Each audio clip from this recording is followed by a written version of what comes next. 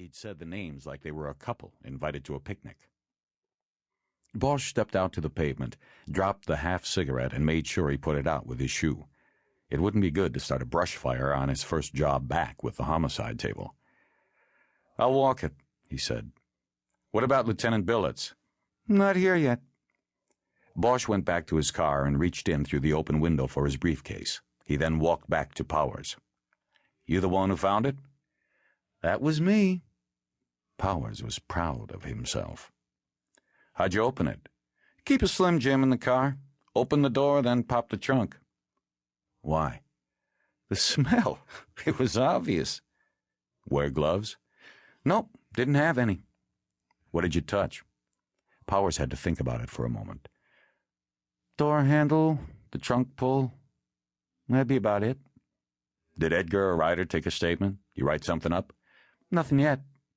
Bosch nodded. "Listen, Powers, I know you're all proud of yourself, but next time, don't open the car, okay? We all want to be detectives, but not all of us are. That's how crime scenes get fucked up, and I think you know that." Bosch watched the cop's face turn a dark shade of crimson and the skin go tight around his jaw. "Listen, Bosch," he said, "what I know is that if I just call this in as a suspicious vehicle that smells like there's a stiff in the trunk, then you people would have said, 'What the fuck does Powers know?' and left it there to rot in the sun until there was nothing left of your goddamn crime scene." That might be true, but see, then that would be our fuck-up to make. Instead, we've got you fucking us up before we start. Powers remained angry, but mute. Bosch waited a beat, ready to continue the debate before dismissing it. "Can you lift the tape now, please?" Powers stepped back to the tape. He was about 35, Bosch guessed, and had the long, practiced swagger of a street veteran. In L.A., that swagger came to you quick, like it had in Vietnam. Powers held the yellow tape up, and Bosch walked under. As he passed, the cop said, "Don't get lost." "Good one, Powers. You got me there." The fire road was one lane and overgrown at its sides with brush that came as high as Bosch's waist. There was trash and broken glass strewn along the gravel. The trespassers answered to the sign at the gate. Bosch knew the road was probably a favorite midnight haunt for teenagers from the city below.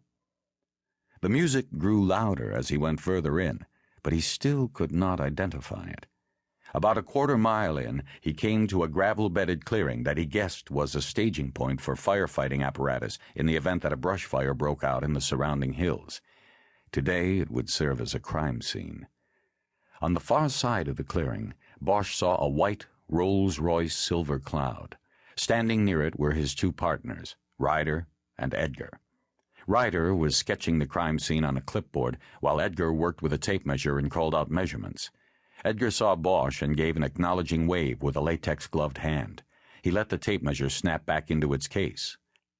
"Harry, where you been?" "Painting," Bosch said as he walked up. "I had to get cleaned up and changed, put stuff away."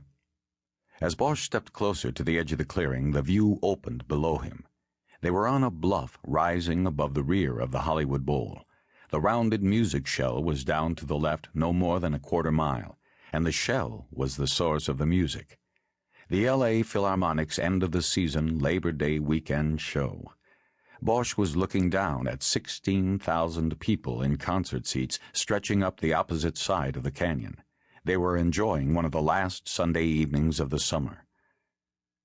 "Jesus," he said out loud, thinking of the problem. Edgar and Ryder walked over. "What have we got?" Bosch asked.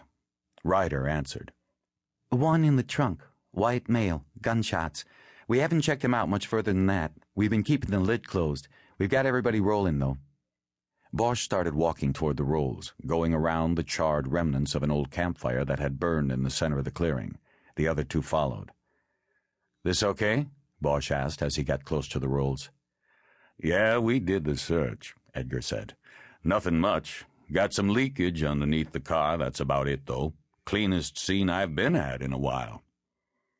Jerry Edgar, called in from home like everybody else on the team, was wearing blue jeans and a white T-shirt.